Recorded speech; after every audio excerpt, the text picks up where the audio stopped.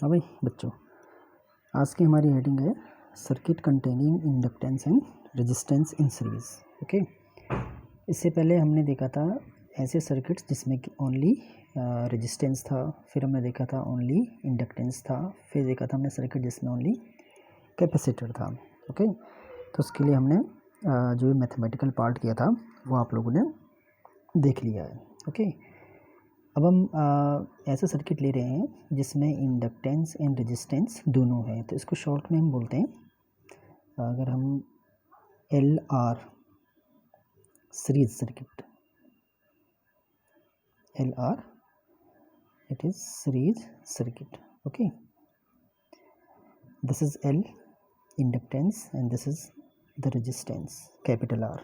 Okay, यहाँ पर हमने एक एसी सोर्स लगा रखा है जिसका पोटेंशियल है V is equal to V naught sine omega t, है ना। किसी भी पोटेंशियल की ये इंस्टेंटेनियस वैल्यू होती है, V is equal to V naught sine omega t. Okay, suppose इस पोटेंशियल के कारण सर्किट में करंट फ्लो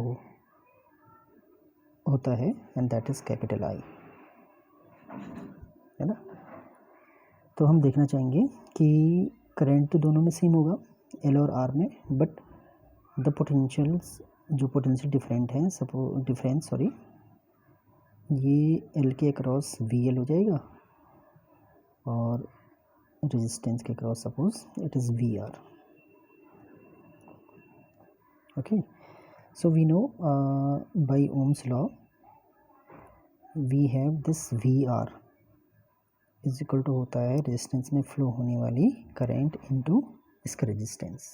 ओके, और जो किसी इंडक्टर के अक्रॉस पोटेंशियल डिफरेंस होता है that is again I into R होना चाहिए, लेकिन इसका आर को हम बोलते हैं दिस रिएक्टेंस।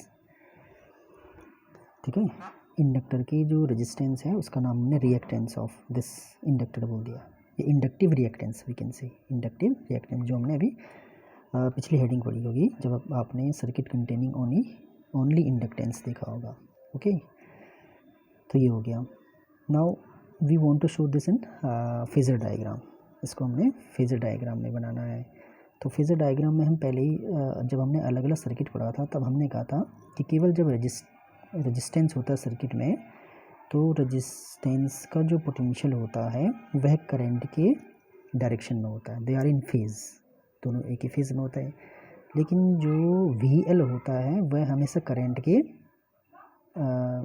लीड करता है, करंट को क्या करता है, लीड करता है, वो भी phase difference of pi by 2 90 degree का। तो we have this phasor diagram. Suppose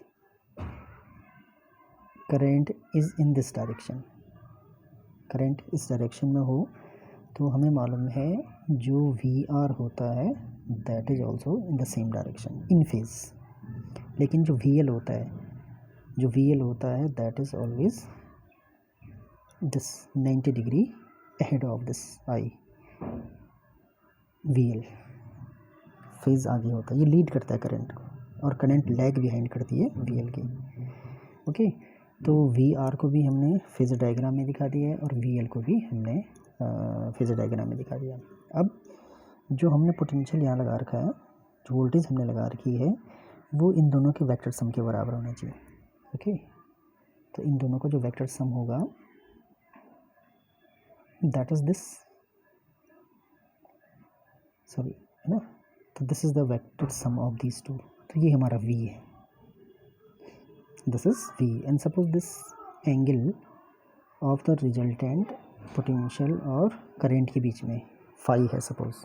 तो वी हैव सम रिलेशन कि V की वैल्यू, यहाँ पे हमारे पास जो राइट एंगल ट्रायंगल दिख रहा है ना, तो इसको हम राइट एंगल ट्रायंगल बोलने पे ये बेस हो जाएगा, ये हमारी हाइट हो जाएगी। तो जो ये हाइट है ये इसके बराबर हो जाएगी और बेस हमारा वी आर के बराबर हो जाएगा। तो यहाँ पर हम पाइथागोरस थ्योरम लगाएंगे, तो this is V square hypotenuse और ये हो गया हमारा base, it is V R square, और ये हो गया हमारा हाइट वी एल स्क्वायर, है ना।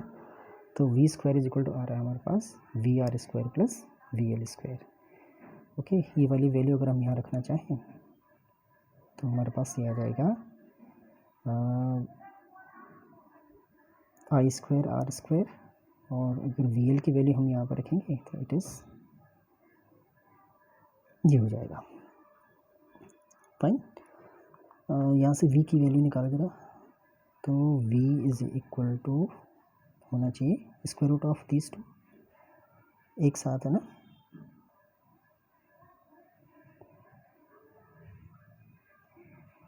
ये हो जाएगा। एंड i को कॉमन लेके फिर i बाहर भी आ जाएगा, तो i will come out and this is R square plus XL square.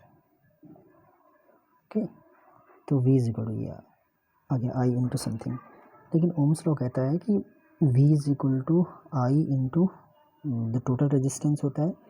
तो जो कंबाइंड सर्किट होते हैं जिसमें हमने L और R या L और C या तीनों L R C सर्किट जो हमारा है उसका जो रेजिस्टेंस कहलाता है we denote it by Z। Okay, तो ये फर्स्ट टाइम आ रहा है आपके लिए, तो where this Z is we call effective resistance, this Z is effective resistance. Okay, and इसका नाम हम देते हैं इम्पीडेंस, दिस इज इम्पीडेंस।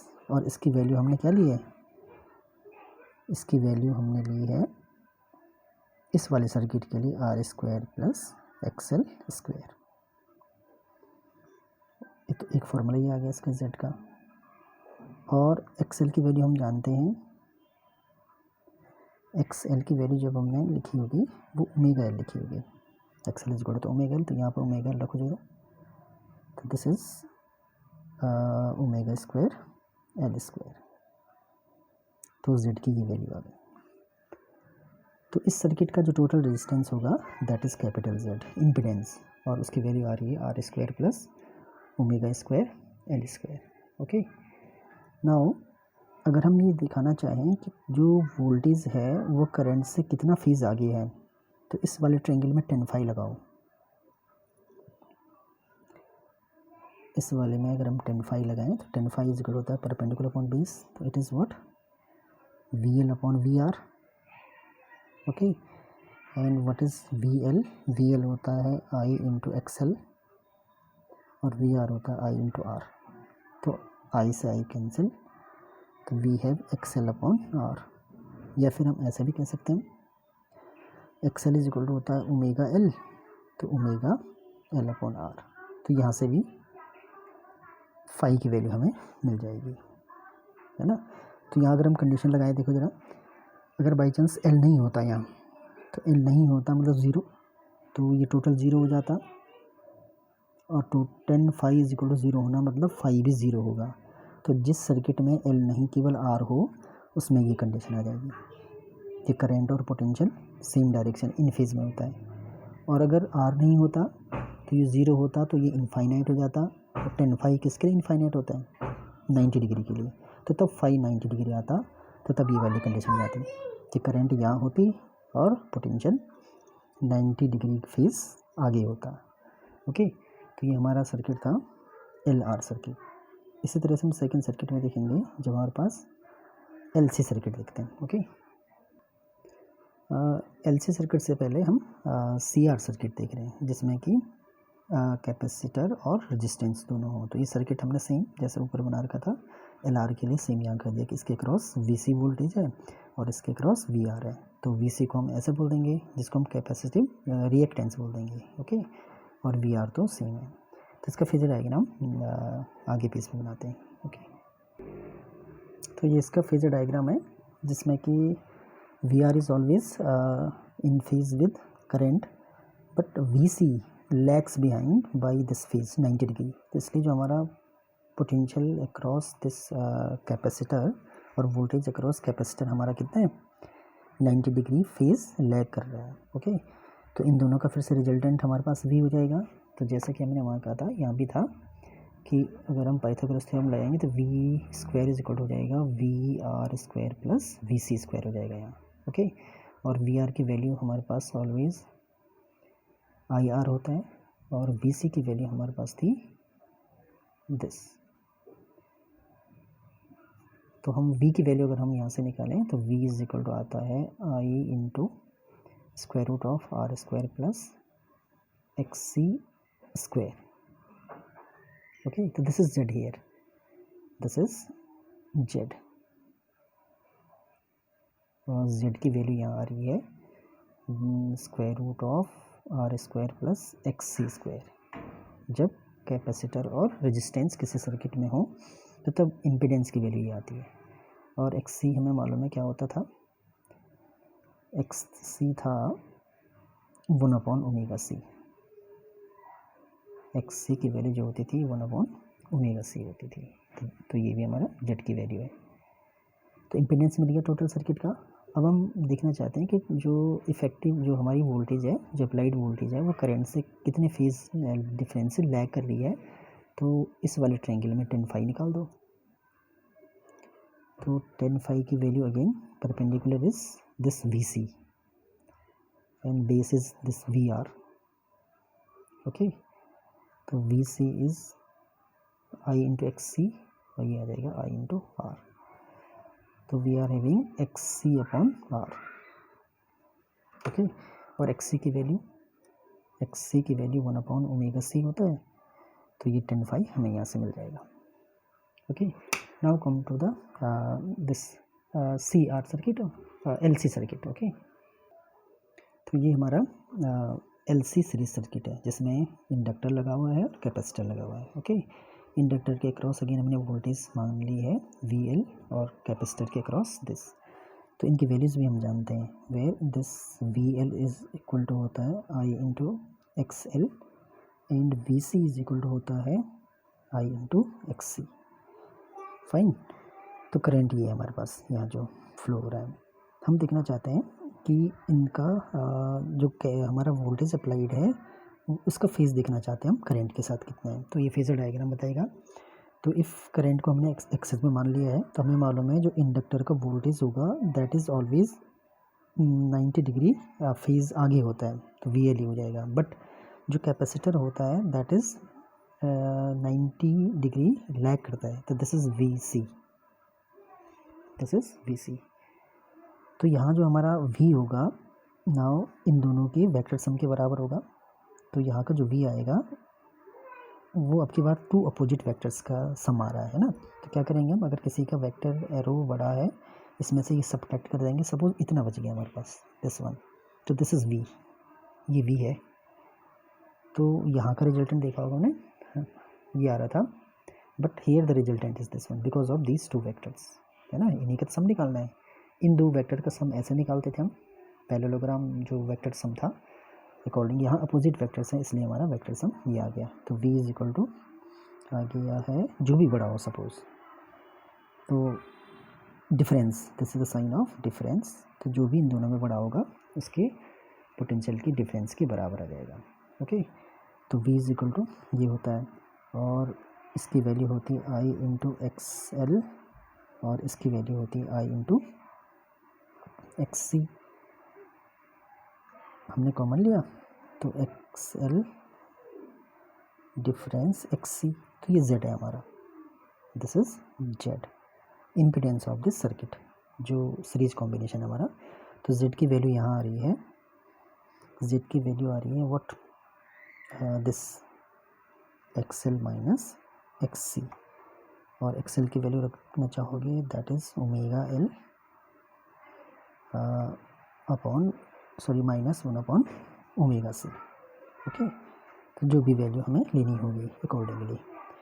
तो यहाँ जो फाइनल जो वोल्टेज है वो उस वेक्टर के अलॉन्ग होगा जिसकी वैल्यू ज़्यादा होगी, है ना. अगर VL ज़्यादा होगा तो V उधर होगा और VC अगर ज़्यादा होगा तो V होगा.